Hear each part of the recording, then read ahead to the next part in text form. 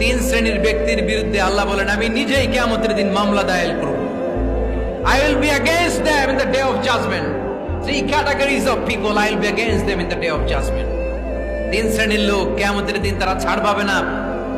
আল্লাহ বলেন আমি নিজেই তাদের বিরুদ্ধে মামলা দায়ের করব। এর মধ্যে এক শ্রেণীর লোক হচ্ছে রাজুলুন ইস্তাআজারা জিরান ফাস্তাউফা মিনহু ওয়া লাম ইউতি আজরা। একজন শ্রমিক ভাড়া করে তার কাছ থেকে কাজ নিয়েছে কিন্তু তার পারিশ্রমিক আদায় করে নাই। এরকম আছে না নাই?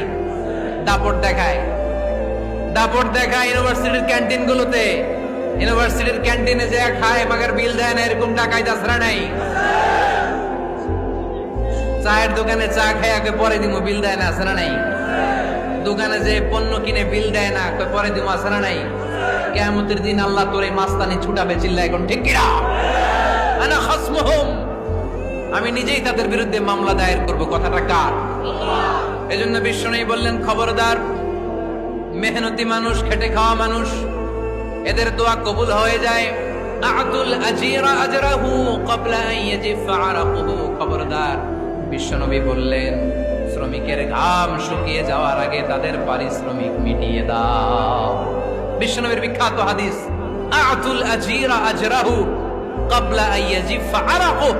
শ্রমিকের ঘাম মাটিতে লাগার আগে, শুকিয়ে যাওয়ার আগে তাদের পারিশ্রমিক মিটিয়ে দাও।